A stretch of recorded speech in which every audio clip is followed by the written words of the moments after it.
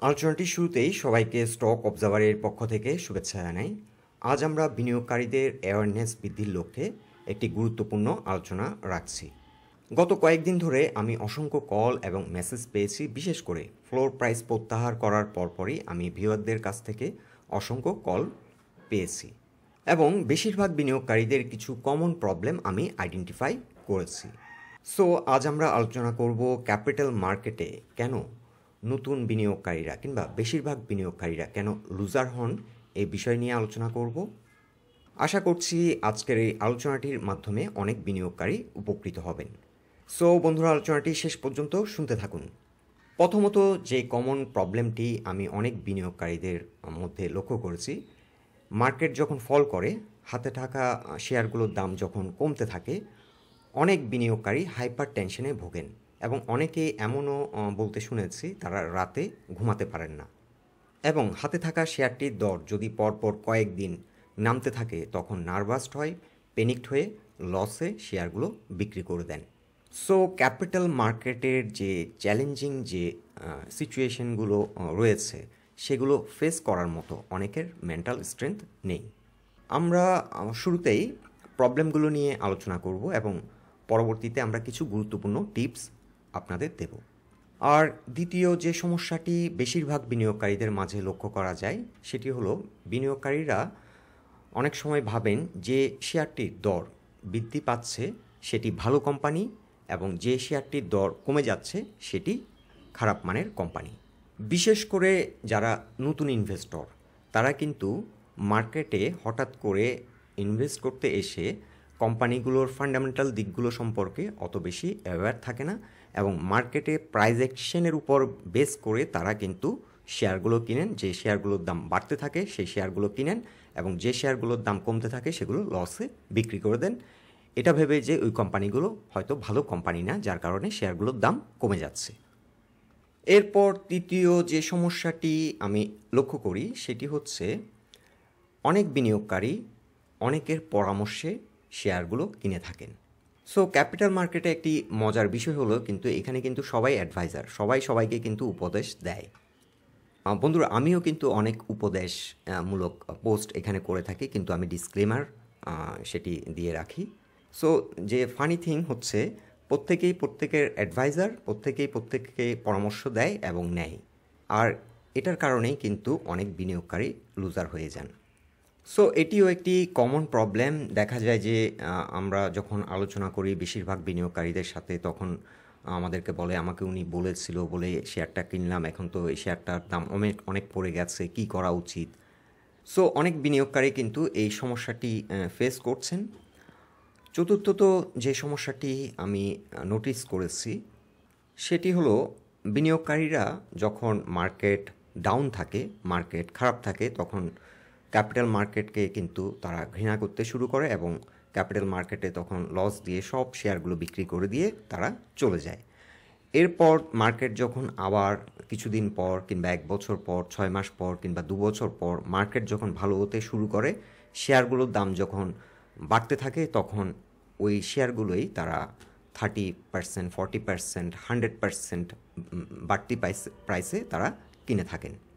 কিন্তু শেয়ারগুলোর দর যখন রিসেন্ট হাই কিংবা অল টাইম হাই থেকে 50%, 60% যখন রিট্রেস করে কিংবা কিছু কিছু ক্ষেত্রে দেখা যায় যে 100%ও রিট্রেস করে যায়, র্যালিটা যখন থেকে যে প্রাইস পয়েন্ট থেকে শুরু করলো, কথার কথা 10 টাকা থেকে একটি স্টক তার র্যালি শুরু করলো আপ টু 18 টাকা পর্যন্ত র্যালি করলো এবং আবারও যদি 10 টাকায় ব্যাক করে তাহলে 100% কিন্তু রিট্রেস হয়ে যাচ্ছে।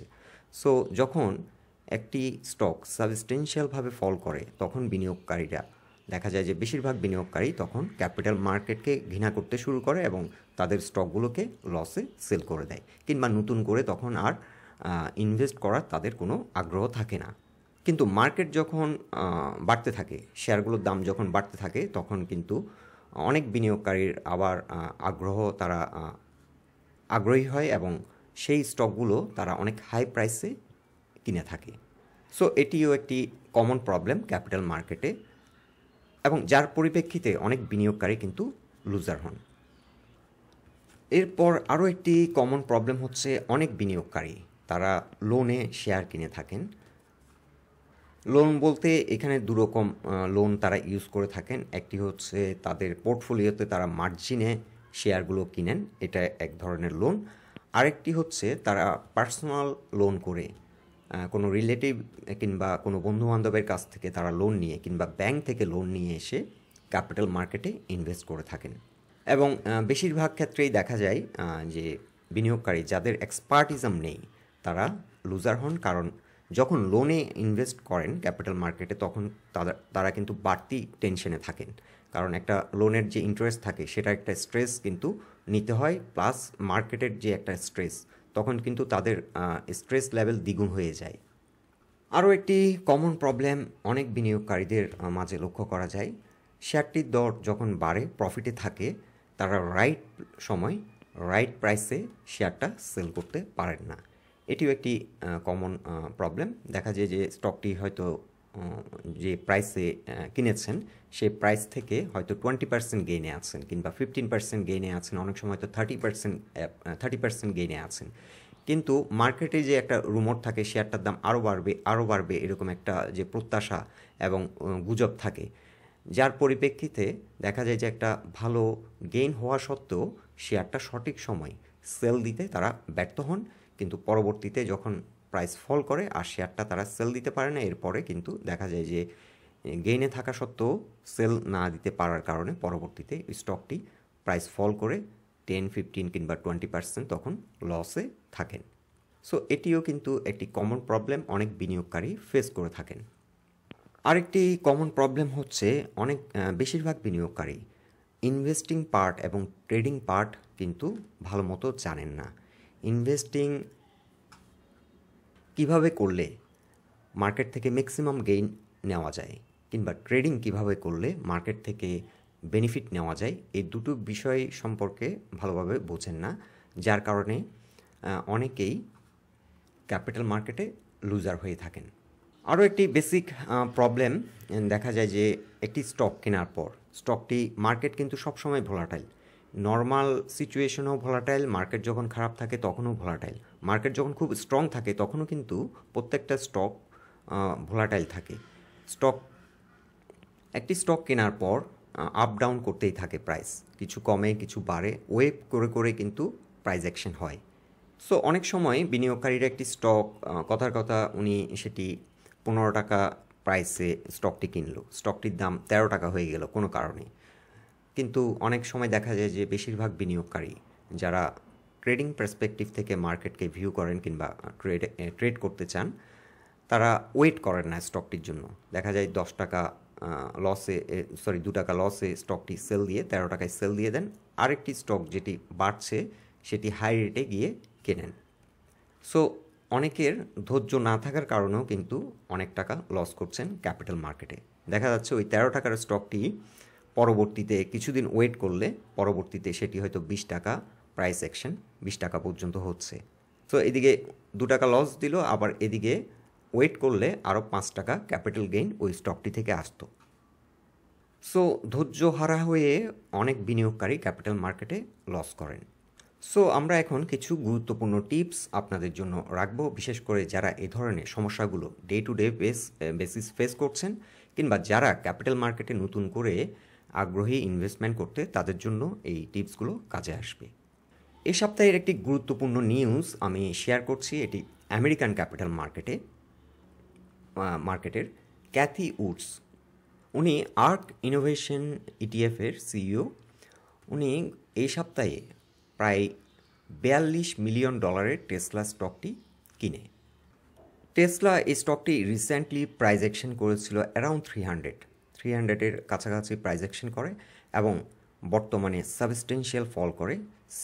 রিসেন্টলি যে প্রাইস অ্যাকশন করে এটি যাত্রা শুরু করে 107 থেকে প্রায় 300 পর্যন্ত র্যালি করে এবং এই রিসেন্ট হাই থেকে অলমোস্ট 61% রিট্রেস করে। আপনারা অনেকেই হয়তো জানেন এটি ওয়ার্ল্ড ওয়াইড ইলেকট্রনিক কারের মধ্যে মার্কেট লিডার এবং ওয়ার্ল্ড ওয়াইড একটি রেপুটেড কোম্পানি, কিন্তু এই কোয়ার্টারে তাদের যে টার্গেট ছিল সেই টার্গেট অনুযায়ী আর্নিং ফুলফিল করতে না পারার কারণে স্টকটি সাবস্টেন্সিয়ালি ডিক্লাইন করে এবং 2024 সালে অনেক অ্যানালিস্ট ফোকাসড করছে যে এই কোম্পানিটির গ্রোথ স্লো হয়ে যেতে পারে। সো এই দুটো কারণে মূলত এই কোম্পানিটি হিউজ ফল করে এবং এই স্টকটি যখন সাবস্টেন্সিয়াল ডিক্লাইন করে তখনই ক্যাথি উড, উনি আর্ক ইনোভেশন ইটিএফের সিইও, উনি কিন্তু $42 মিলিয়ন টেসলা স্টকটি বাই করে নেয়। সো এখন আমেরিকান কনটেক্সটে আমি কেন এই ব্যাপারটি তুলে ধরলাম, এখানে দুটো বিষয়। একটি বিষয় হচ্ছে আমেরিকান মার্কেটও কিন্তু ভালো মানের কোম্পানি সাবস্টেন্সিয়ালভাবে ফল করছে। রিসেন্ট হাই থেকে 61% রিট্রেস করলো। আমরা অনেকেই ভাবি যে আমাদের বাংলাদেশের মার্কেট হয়তো খারাপ আর ওয়ার্ল্ডের সবগুলো মার্কেট ভালো, ব্যাপারটা কিন্তু মোটেও তা না। রাশিয়া এবং ইউক্রেনের যুদ্ধের পরপরই মার্কেটে যখন একটা ভোলাটিলিটি শুরু হয়, মার্কেট যখন ক্র্যাশ করে, তখন টেসলা তার অল টাইম হাই থেকে অলমোস্ট 78%-এর মতো রিট্রেস করে। স্টকটি 400+ র্যালি করে এবং এখান থেকে কিন্তু 102 কিংবা 103 এই জোনটি পর্যন্ত নেমে যায়। সো 102-3 পর্যন্ত নেমে যায়, অলমোস্ট 78% রিট্রেস করে। টেসলার মতো একটা ভ্যালুয়েবল কোম্পানি, যারা মার্কেট লিডার ইলেকট্রনিক্স কারে, ওয়ার্ল্ড ওয়াইড যে কোম্পানিটি এত রেপুটেড, এই ধরনের একটি কোম্পানিও কিন্তু তার অল টাইম হাই থেকে 78% রিট্রেস করে গেছে। শুধুমাত্র এই কোম্পানিটি নয়, সবগুলো বড় বড় যে কোম্পানিগুলো আমেরিকান মার্কেটে আছে, সবগুলো কোম্পানিরই কিন্তু ইউক্রেন রাশিয়া যুদ্ধের মধ্য দিয়ে কিন্তু একই চিত্র আমরা লক্ষ্য করি। আমরা এক নজর তুলে ধরছি নেটফ্লিক্স ইঙ্ক, এই কোম্পানিটির অবস্থান। এই কোম্পানিটিও 78% থেকে কিছুটা বেশি রিট্রেস করে, তার অল টাইম হাই থেকে 78% পর্যন্ত রিট্রেস করে কিংবা কিছুটা বেশি রিট্রেস করে। সো এটিও কিন্তু ওয়ার্ল্ড ওয়াইড একটি খুবই রেপুটেড একটি কোম্পানি এবং হিউজ গ্রোথ ওরিয়েন্টেড একটি কোম্পানি, ওয়ার্ল্ডের এখন হয়তো টপ 10 কোম্পানির মধ্যে একটা। এরপর আমরা মেটা যদি দেখি, মেটারও একই অবস্থা, 78% পর্যন্ত রিট্রেস করে। সো এই চিত্রটি আমি এ কারণেই তুলে ধরলাম। অনেকেই হয়তো আপনারা ভাবছেন যে ঢাকা স্টক এক্সচেঞ্জের অবস্থা শুধুমাত্র খারাপ। হ্যাঁ, ঢাকা স্টক এক্সচেঞ্জে এখন লিকুইডিটির কিছুটা ঘাটতি রয়েছে এবং আরও কিছু সমস্যা রয়েছে, কিন্তু এখানেও কিন্তু ভালো মানের কোম্পানিগুলো গ্রো করছে। যেমন বিএসসি, বাংলাদেশ শিপিং কর্পোরেশন, এই স্টকটি নিয়ে আমি বেশ কয়েকবার আলোচনা করেছিলাম। স্টকটি 40 লেভেল থেকে র্যালি শুরু করে আপ টু 172 পর্যন্ত র্যালি করে এবং রাশিয়া ইউক্রেনের যুদ্ধের পর যখন সারা ওয়ার্ল্ড ওয়াইড যে ক্রাইসিস ক্রিয়েট হলো, ওই সময় কিন্তু স্টকটি প্রায় 50% পর্যন্ত রিট্রেস করে। এখন স্টকটি আবার ঘুরে দাঁড়াচ্ছে, মার্কেট যখন ভালো হচ্ছে আবার ভালো মানের স্টকগুলো কিন্তু প্লে করছে। অনেকের ধারণা যে ভালো মানের কোম্পানিগুলো প্রাইস অ্যাকশন হয় না, এটি ভালো মানের একটি কোম্পানি, এটি কিন্তু প্রাইস অ্যাকশন হয়েছে এবং এটি সামনের দিনগুলোতে হবে। তবে ভালো মানের কোম্পানিগুলো স্লোলি প্রাইস অ্যাকশন হয়। এডিএনটেল যে হাইটি করেছিল 172 পর্যন্ত, আইটি সেক্টরে এটি কিন্তু সেক্টর লিডার। সো এই এডিএন টেলিকম, এই স্টকটি তার যে রিসেন্ট যে হাইটি করেছিল সেখান থেকে 61%-এরও কিছুটা বেশি রিট্রেস করে। আমি যে আপনাদেরকে বিভিন্ন আলোচনায় বলি 61%-এর এই জোনটি ইনভেস্টমেন্ট করার কিংবা এন্ট্রি নেওয়ার জন্য ভালো জোন, কিংবা 78%-এর এই সাইকেলটি ভালো জোন, এবং এখানে এন্ট্রি নিলে আপনারা হয়তো বুঝে গেছেন এখানে এন্ট্রি নিলে প্রফিট হওয়ার কেন আমি বারবার মেনশন করি যে 61 থেকে 78%-এর যে রিট্রেসমেন্ট সাইকেল, এই জোনটি এন্ট্রি নেওয়ার জন্য সুইটেবল জোন। সো আপনারা টেসলাতে যে বিষয়টি আমরা এখানে আপনাদেরকে দেখানোর চেষ্টা করেছি, ক্যাথি উড $42 মিলিয়ন টেসলা কিনেছে, টেসলা যখন 61%-এর রিট্রেসমেন্ট সাইকেলে রয়েছে। সো 61%-এ কিন্তু অনেক বড় বড় ইনভেস্টর থাকে ভালো মানের কোম্পানিগুলো, তারা 61% রিট্রেস করলে বড় ইনভেস্ট করার জন্য কিন্তু ওয়েট করে থাকে। যেই স্টকটি 61%-এর সাইকেলটির আশেপাশে আসলো, তখন ক্যাথি উড কিন্তু প্রায় $42 মিলিয়ন স্টক কিনে নিয়েছে, শুধুমাত্র এই স্টকটি টেসলা। সো বেশিরভাগ বিনিয়োগকারী যখন প্যানিকড হয়ে ভয়ে ক্যাপিটাল মার্কেট লিভ করে, তখন কিন্তু বড়রা আসে ক্যাপিটাল মার্কেটে ইনভেস্ট করতে। এবং ওয়ার্ল্ড ওয়াইড সমগ্র বিশ্বে ক্যাপিটাল মার্কেটের কিন্তু একই চিত্র।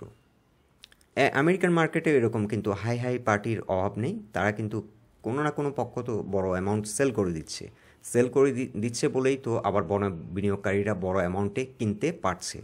সো এই মার্কেটেও কিন্তু অনেকে ভয়ে এখন এই স্টকগুলো সেল করে দিচ্ছে। তো সিমিলারলি আমাদের এই মার্কেট সিচুয়েশনে আমরা অনেক সময় পেনিকড হয়ে অনেকে হয়তো ফোর্স সেলেরও শিকার হচ্ছেন। যারা লোনে স্টকগুলো কিনেছেন তারা কিন্তু সেল করতে বাধ্য হচ্ছেন, তাদের যখন রেশিও ফল করছে অটো সেল হয়ে যাচ্ছে। আবার অনেকেই ভয়ে কিংবা গুজবে কিংবা পেনিকড হয়ে মেন্টাল স্ট্রেস নিতে না পেরে ক্যাপিটাল মার্কেট লিভ করছেন, এবং এভাবে কিন্তু অসংখ্য বিনিয়োগকারী লুজার হচ্ছেন ক্যাপিটাল মার্কেটে। সো ক্যাপিটাল মার্কেটে সাকসেসফুল হওয়ার জন্য যেটি হচ্ছে পেশেন্স লেভেলটি কিন্তু খুবই দরকার, ট্যাক্টফুল হওয়া দরকার, ভালো মানের কোম্পানি আইডেন্টিফাই করা দরকার এবং ভালো প্রাইস পয়েন্টে আসলে ইনভেস্ট করা দরকার। ভালো মানের কোম্পানি হাই প্রাইসে কিনেও আপনি লুজার হতে পারেন। সো ভালো মানের কোম্পানি যখন ভালো রেটে থাকে, ভালো এন্ট্রি জোনে থাকে, তখন এন্ট্রি নিলেই ভালো প্রফিট হওয়ার সম্ভাবনা থাকে। আর ভালো মানের কোম্পানির একটি অ্যাডভান্টেজ হচ্ছে কোনো কারণে, যেমন গত 1-1.5 বছর ধরে ক্যাপিটাল মার্কেটের অবস্থা খুবই খারাপ ছিল, কোনো প্রাইস অ্যাকশন হয়নি, ভালো ভালো অনেক কোম্পানিতে প্রাইস অ্যাকশন হয়নি, কিন্তু বিনিয়োগকারীরা বছর শেষে ডিভিডেন্ড গেইন কিন্তু ঠিকই পেয়েছেন। কিন্তু যারা খারাপ দুর্বল মূল্যভিত্তিক কোম্পানিগুলোতে যারা ইনভেস্ট করেছিলেন তারা কিন্তু বছর শেষে ভালো ডিভিডেন্ড পাননি, অনেক কোম্পানি ডিভিডেন্ড দেয়ও নি। সো এটি হচ্ছে একটি ব্যাপার। আরেকটি ব্যাপার হচ্ছে অন্যের পরামর্শে শেয়ার না কিনে নিজে বুঝে শুনে কোম্পানির ফান্ডামেন্টাল দিকগুলো আইডেন্টিফাই করে, যে কোম্পানিগুলো ভালো প্রাইস পয়েন্টে রয়েছে, প্রাইস যখন সাবস্টেন্সিয়াল ফল করে তখন এন্ট্রি নেওয়াটা হচ্ছে বুদ্ধিমানের কাজ। আরেকটি ব্যাপার হচ্ছে ক্যাপিটাল মার্কেটে অনেকেই খুব নার্ভাসড হয়ে যান। তাদের জন্য এটি বলবো, ক্যাপিটাল মার্কেটে একটি স্টক 50% পর্যন্ত আপ ডাউন করা, কোনো একটি বছর 50% পর্যন্ত একটি স্টকের আপ ডাউন করাটা হচ্ছে ক্যাপিটাল মার্কেটের জন্য একটা ন্যাচারাল ফেনোমেনন। এটা পৃথিবীর প্রত্যেকটা মার্কেটে হয়ে থাকে। American capital market, Indian capital market এবং বড় বড় ওয়ার্ল্ডের ইউরোপিয়ান যে ক্যাপিটাল মার্কেটগুলো আছে, আপনারা ভালো ভালো কোম্পানিগুলো দেখেন, প্রতি বছর একটি স্টক 50% পর্যন্ত তার হাই থেকে, রিসেন্ট হাই থেকে আপ ডাউন করছে। সো বেশিরভাগ নতুন বিনিয়োগকারীরা এই স্ট্রেসটি নিতে পারেন না। ইভেন একটি স্টকের দাম যখন 10% থেকে 15% কমা শুরু করে তখন তারা পাজলড হয়ে যান, নার্ভাসড হয়ে যান এবং প্যানিকড হয়ে শেয়ারগুলো সেল করেন। কিন্তু ধাপে ধাপে যদি আপনি স্টকটি কিনেন, একটা সাবস্টেন্সিয়াল প্রাইস ফল করার পর অনেক সময় আমরা দেখা যায় যে একটি স্টক 30% পর্যন্ত কমে যাওয়ার পর আমরা মনে করি যে স্টকটি আর পড়বে না, কিন্তু আমরা যদি ফুল টাকাটা এট এ টাইম ইনভেস্ট করে ফেলি তখন সমস্যা হচ্ছে স্টকটি হয়তো দেখা যাচ্ছে আরও 10 থেকে 15% নেমে যাচ্ছে। আমরা যেটা এক্সপেক্ট করেছিলাম তার থেকেও 10 থেকে 15% স্টকটি নেমে যাচ্ছে। তো আমরা যদি অ্যাট এ টাইম ইনভেস্ট করে ফেলি তখন আমরা 10 থেকে 15% যখন কমলো তখন আর তখন আমাদের ফান্ড থাকছে না। সো ধাপে ধাপে ইনভেস্ট করলে অ্যাভারেজ ডাউন হয়ে যায় স্টকটি, এবং তখন মার্কেট যখন আবার পজিটিভ হয়, স্টকটি যখন আবার ঘুরে দাঁড়ায়, আবার নতুন করে রান শুরু করে, তখন কিন্তু ভালো গেইন নেওয়া সম্ভব। সো ধাপে ধাপে বিনিয়োগ করা হচ্ছে একটি খুব গুরুত্বপূর্ণ কৌশল, এবং এভাবেই ইনভেস্ট করা উচিত। এই বছরের শুরুতেই আমরা একটি পোস্ট করেছিলাম, top 10 investing stock. So basically এই পোস্টটিতে আমরা 10টি ভালো মানের স্টক নিয়ে আলোচনা করেছি। ইভেন আমরা বিভিন্ন সময় ভালো মানের কোম্পানিগুলোর উপরও ফোকাস করি, ট্রেডিং স্টক নিয়েও আমরা ফোকাস করি, কারণ মার্কেটে বিভিন্ন রকম ইনভেস্টর এবং ট্রেডার রয়েছে। সো সবার জন্যেই আমরা কিছু না কিছু পোস্ট করে থাকি।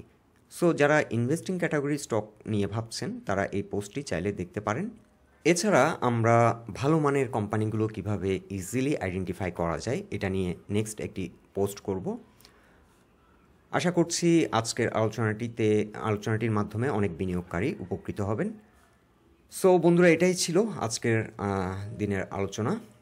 দিনে আমাদের আলোচনা। সবাই সুস্থ থাকুন, ভালো থাকুন। আজকের মতো এখানেই বিদায় নিলাম।